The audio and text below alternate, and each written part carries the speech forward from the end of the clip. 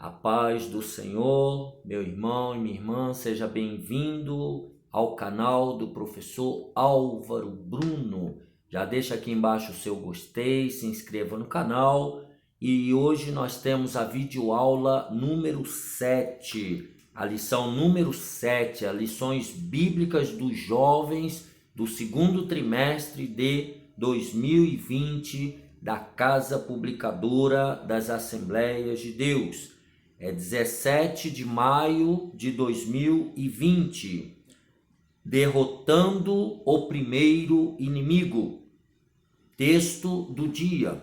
Mas em todas estas coisas somos mais do que vencedores por aquele que nos amou. Romanos capítulo 8, versículo 37. Síntese. Em algum momento da nossa trajetória terrena, enfrentaremos alguns inimigos, mas em Jesus somos mais do que vencedores. Os objetivos dessa lição: conhecer os primeiros inimigos dos hebreus a serem derrotados na terra prometida. Segundo objetivo, mostrar as estratégias utilizadas pelos hebreus para tomar Jericó. E o terceiro objetivo, conscientizar de que Deus se mostra forte para com aqueles que nele confiam.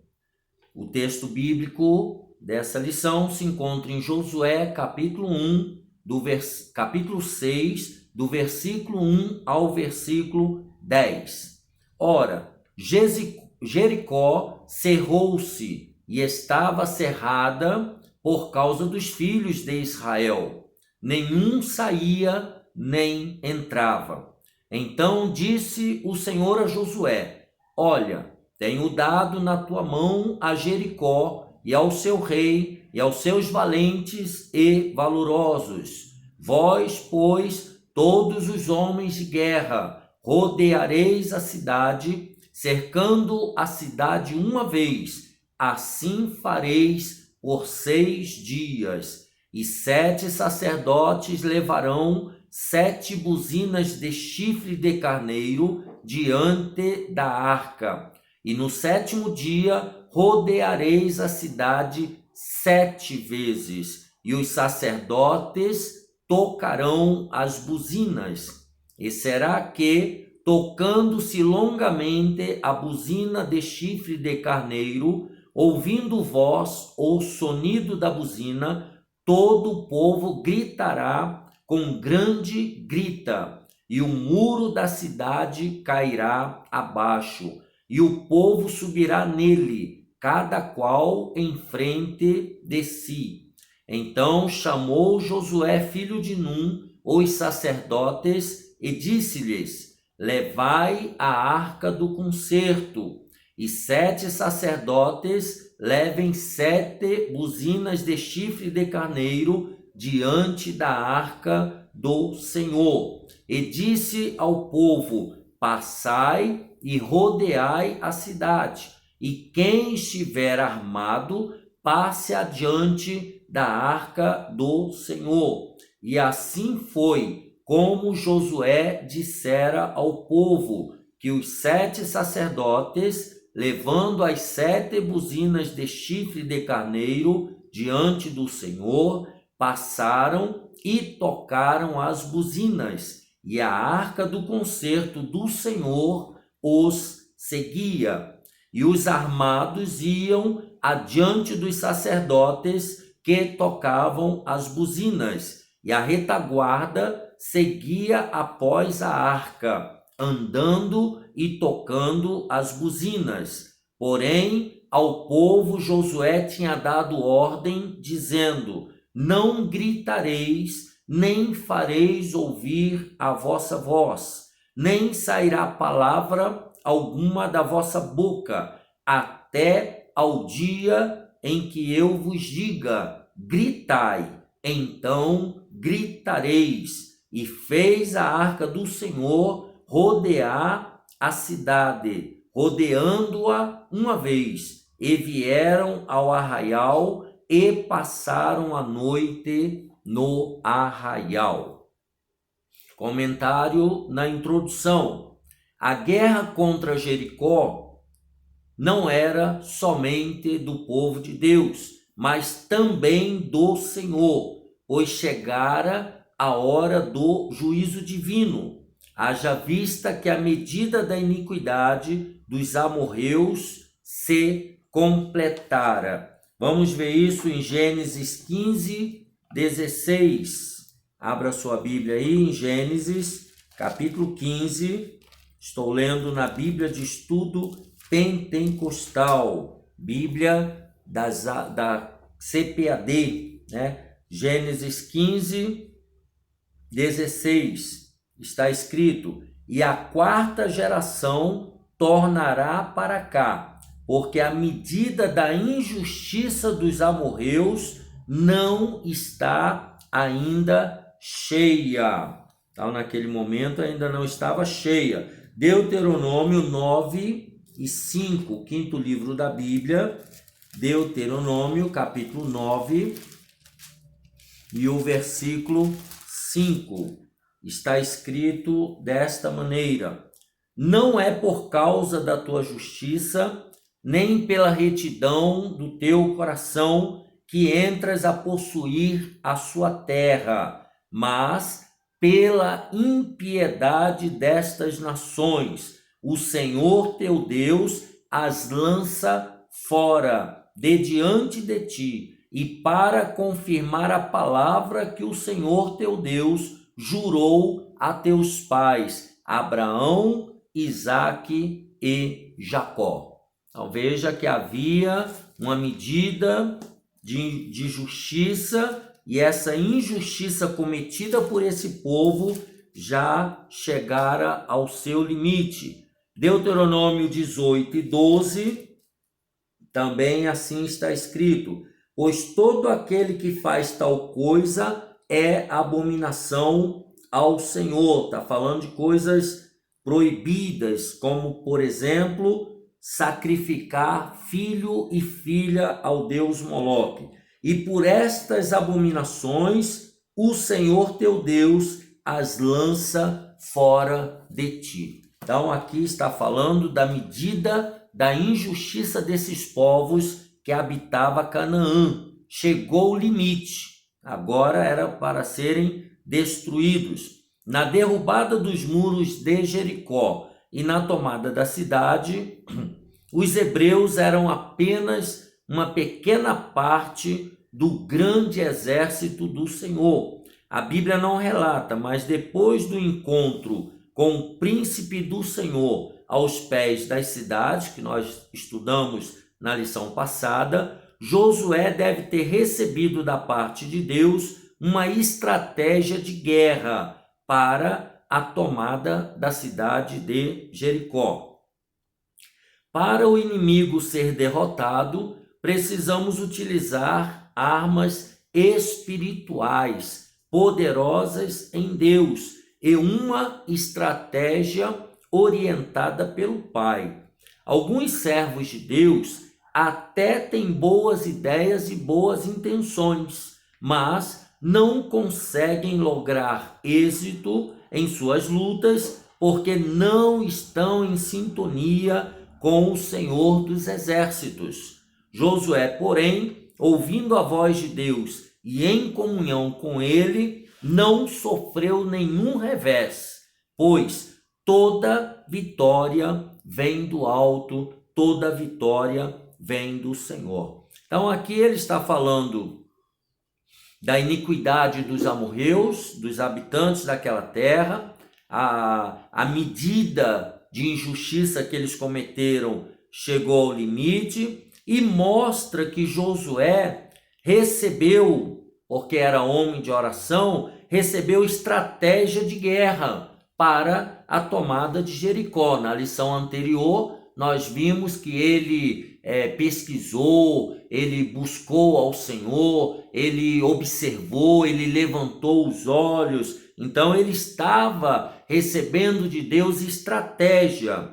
E nós não somos diferentes, nós precisamos sim ter boas ideias, ter boas intenções, mas as nossas armas devem ser principalmente armas espirituais, armas dadas por Deus.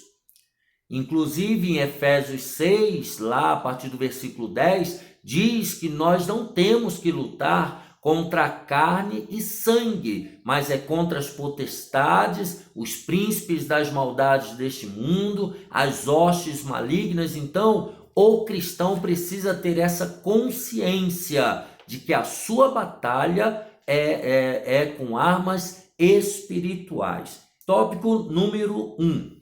A primeira batalha dos hebreus na terra prometida. Subtópico 1, Jericó era uma cidade forte. Segundo a Bíblia de Estudo Pentecostal, a cidade-estado de Jericó tinha uma área de cerca de 32 quilômetros. Seus muros tinham cerca de 9 metros de altura e 6 de espessura. Então eram 9 metros de altura e 6 metros de espessura, de largura. Segundo a história, era considerada invencível, pois acreditava-se que contava com a proteção dos deuses cananeus. Então eram idólatras e achavam que eram protegidos por deuses cananeus. Quando Moisés subiu ao Monte Nebo, está lá em Deuteronômio 34, localizado na Transjordânia, de frente a Jericó, o qual ficava no centro da terra prometida, ele teve uma visão ampla de todo o território da Cisjordânia, que deveria ser conquistada pelos hebreus. Era preciso muitos esforços e muitas lutas para conquistar a terra prometida, mas Deus estava com o seu povo. Eles não teriam que pelejar sozinhos. A fortaleza de Jericó e seus guerreiros assombraram os 10 espias enviados por Moisés a inspecionar a terra, isso 38 anos antes. Os espias atemorizaram os hebreus, dizendo, dentre outras coisas, que os cananitas eram muito poderosos e as cidades eram muito fortes e muito grandes. Isso está relatado em Deuteronômio 13, 28. Então, 38 anos antes desse momento aqui de Josué, nós tivemos os 12 espias pesquisando a terra e trouxeram más notícias, né? Que os homens eram gigantes, que a terra era poderosa e que era invencível, e desanimou o coração do povo. E o povo começou então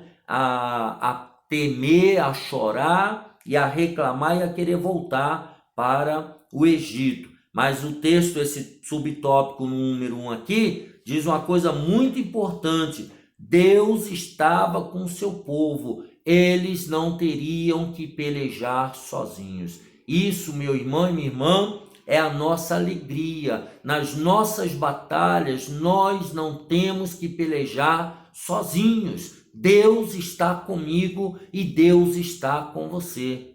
Guarde isso no seu coração. Subtópico número 2, o rei de Jericó não estava brincando.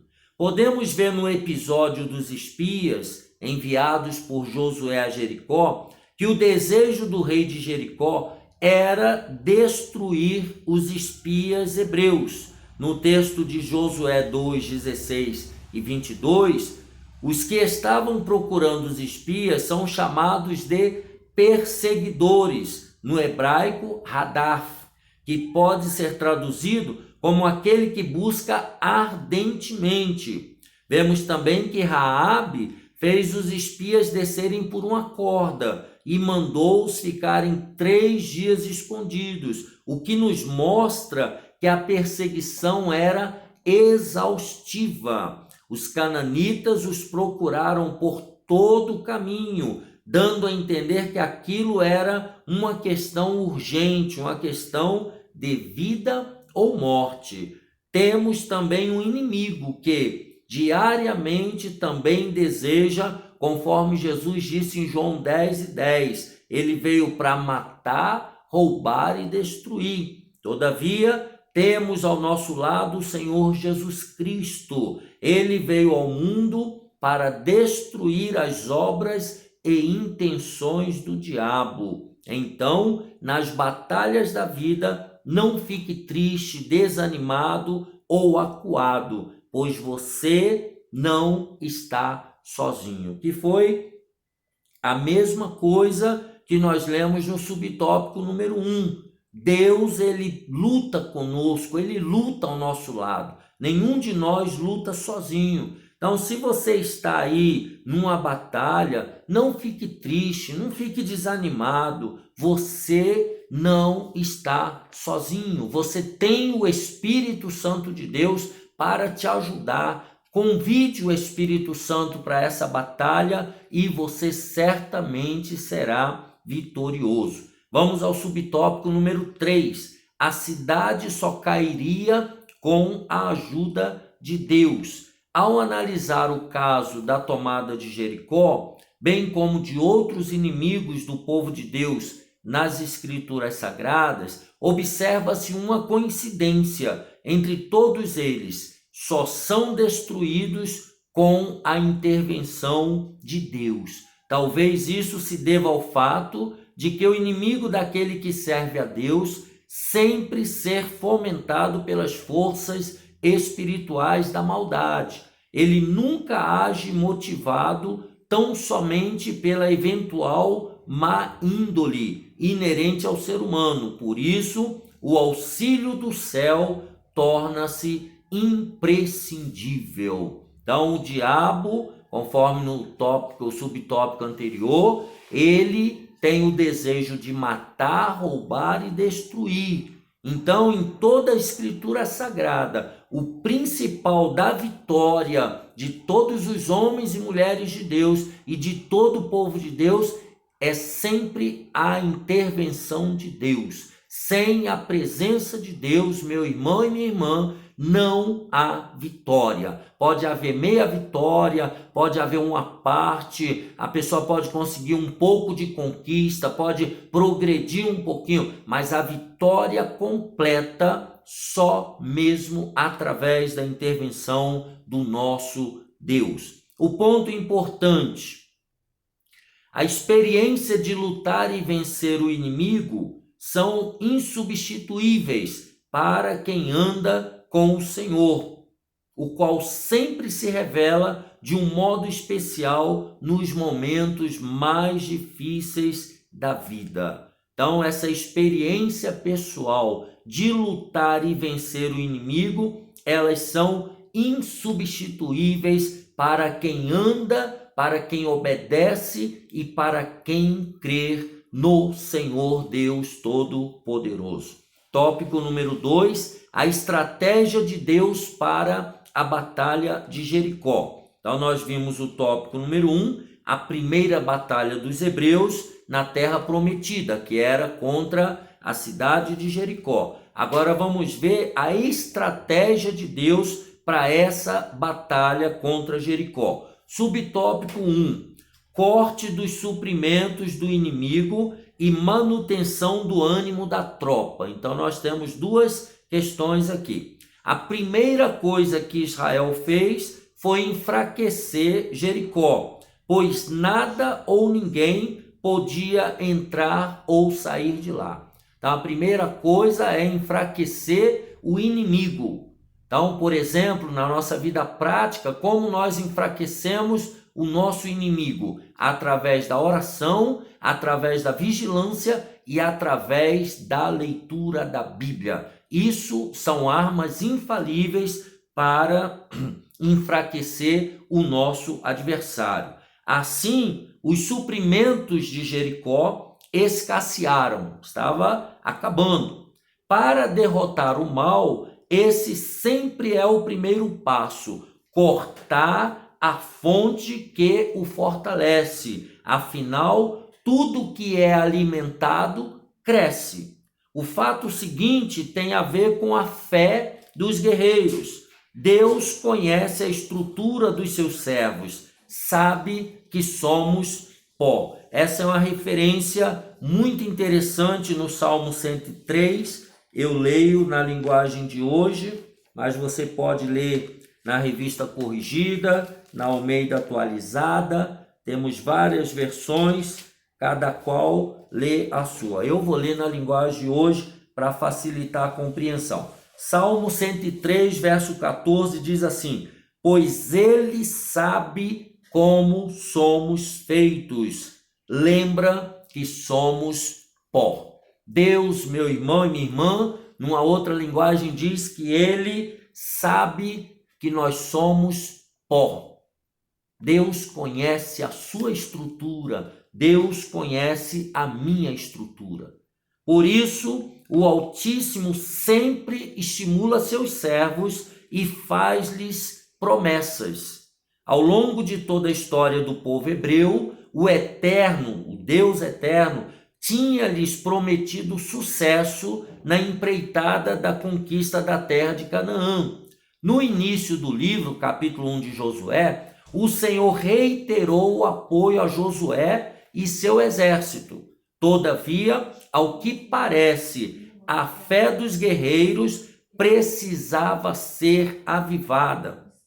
Então, como tinha feito em outras ocasiões, Deus disse que entregou os inimigos em suas mãos. O Senhor, na verdade, não precisava dizer novamente, mas Josué precisava ouvir. Ou seja, é muito importante essa fala, né, esse estímulo, incentivo, essa palavra de ânimo, né, essa renovação da promessa para que a pessoa tenha um novo ânimo para continuar na batalha. Então nós temos aqui a primeira coisa, enfraquecer o inimigo, e a segunda, fortalecer o ânimo dos guerreiros que estavam indo para a batalha. Subtópico número 2, homens armados à frente dos sacerdotes. A estratégia que Josué utilizou foi simples. Os homens armados sairiam marchando à frente. Após, seguiriam 7 sacerdotes com buzinas feitas de chifre de carneiro. E logo em seguida, a Arca da Aliança, conduzida não pelos coatitas, o que era normalmente a regra, mas por sacerdotes. Por fim, a retaguarda. Eles rodearam a cidade por 6 dias, uma vez por dia. No 7º dia, porém, contornaram-na 7 vezes. Há momentos, e aí vem aqui a aplicação, há momentos inexplicáveis na caminhada do povo de Deus.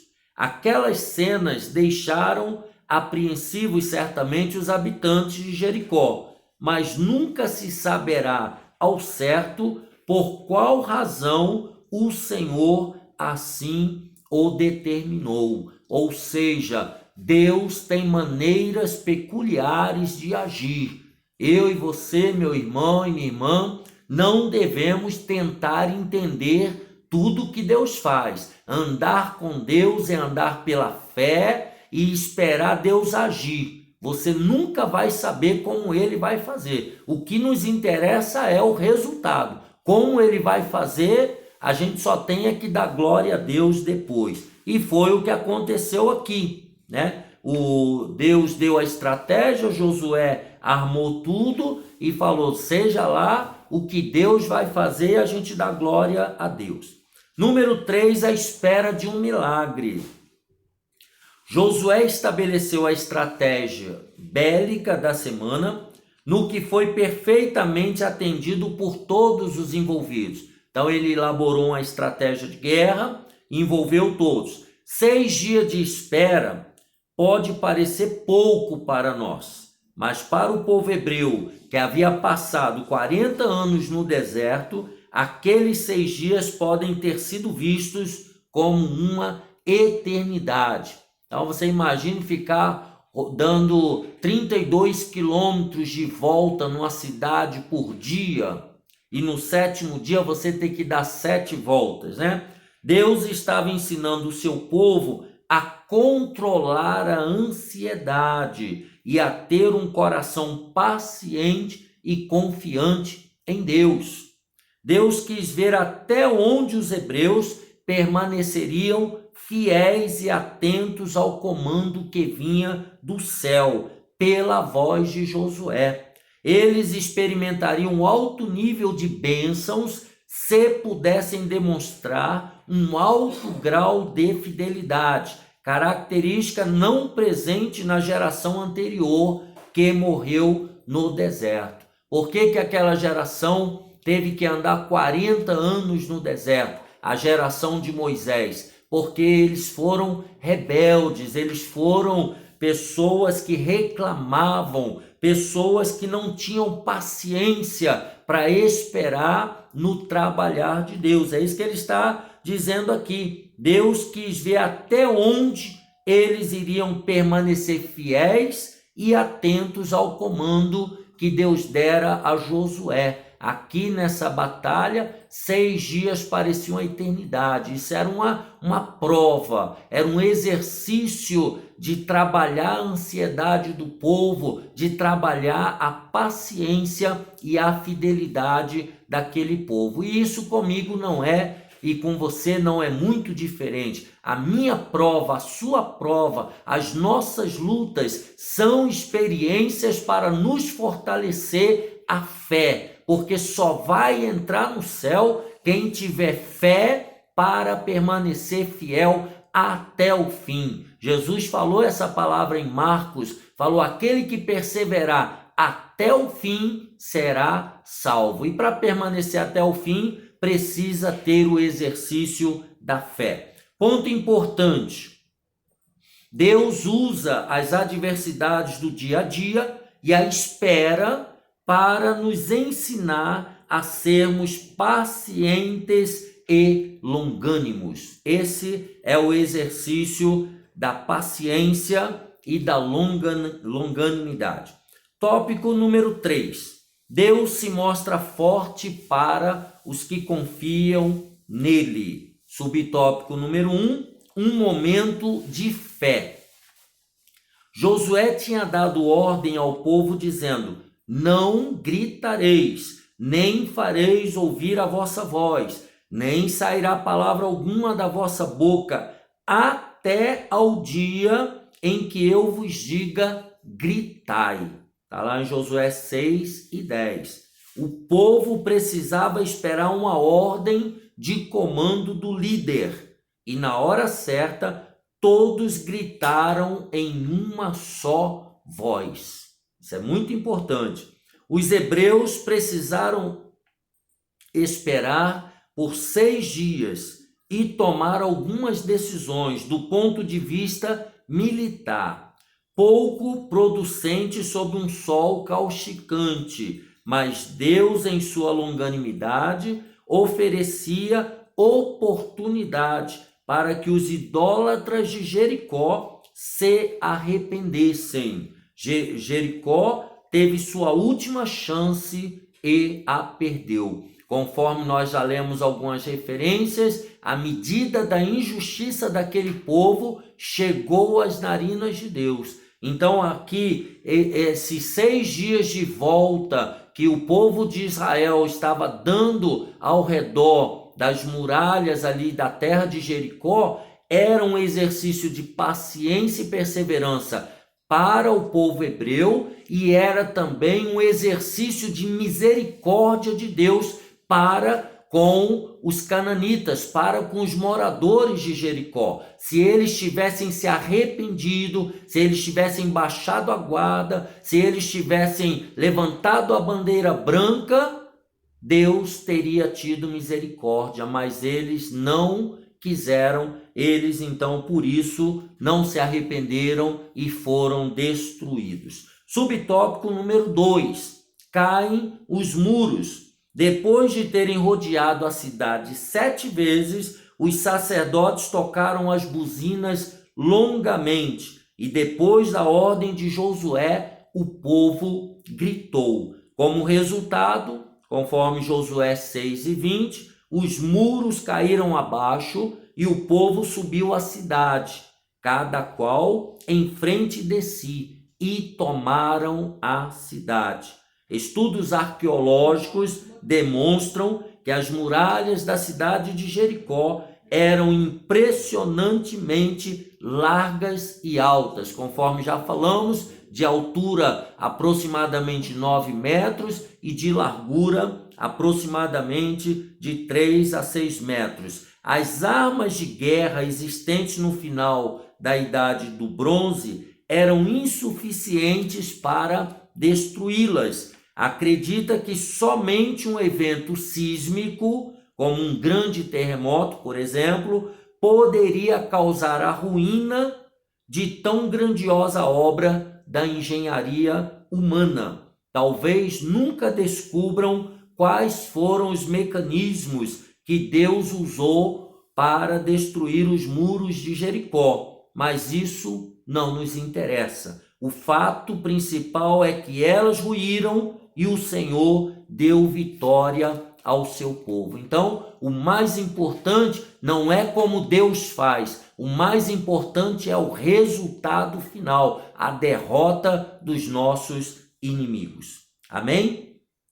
Então, aqui nós temos no tópico 2 a queda dos muros e o tópico número 1, um momento de fé. E para terminar, o subtópico número 3, Jericó é destruída, mas Raabe é salva. A ordem que Deus estabeleceu foi a total destruição de Jericó, e os hebreus a cumpriram fielmente. Aquela cidade cheia de pecados e devassidão deveria ser riscada do mapa, como foram também Sodoma e Gomorra, juntamente com a sua cultura demoníaca e mundana. Não se esqueçam que eles ofereciam seus filhos no fogo a Moloque. Eles sacrificavam crianças vivas. Porém, no meio daquele antro de perdição, então em meio daquela nação idólatra, havia uma mulher que se converteu ao Deus Todo-Poderoso, chamada Raabe. Diante de sua atitude, cumpriu-se nela uma verdade que seria proferida por Paulo séculos após: crê no Senhor Jesus e serás salvo tu e a tua casa. Está lá em Atos 16, verso 31. Raabe foi salva e entrou na genealogia de Jesus, sendo referida no Novo Testamento como uma mulher de grande fé. Isso está em Hebreus 11, 31. Agora Israel teria pela frente a cidade de Ai, para encerrar a primeira campanha militar, e depois empreenderia a segunda, rumo às cidades-estados, que são os reinos, localizados no sul de Canaã, quando enfrentaria a coligação dos amorreus e, por fim, a terceira, com guerras a serem travadas contra a Confederação do Norte. Então, nós temos aqui, nesse subtópico 3, apesar da destruição de Jericó, conforme nós já estudamos nessa lição, uma mulher chamada Raabe se converteu ao Deus Todo-Poderoso. É por isso que a obra de evangelização ela é fundamental. Nós nunca sabemos onde estão as pepitas de ouro, onde estão as pessoas que Deus vai salvar, porque no meio de tanta impiedade e maldade, ali tem alguém que precisa ouvir a palavra de Deus e se converter ao evangelho da cruz. O ponto importante, fechando esse trimestre, essa lição, o ponto importante é: a fé de Raabe trouxe salvação, remissão para ela e para toda a sua família. Então nós vimos aqui na lição número 7, derrotando o primeiro inimigo, a entrada em Jericó, a destruição de Jericó. Meu irmão, minha irmã, foi um prazer ter você conosco até aqui. um abraço apertado, deixa aqui embaixo o seu gostei, visite lá os outros vídeos do nosso canal, canal do professor Álvaro Bruno, e até a próxima, se Deus quiser.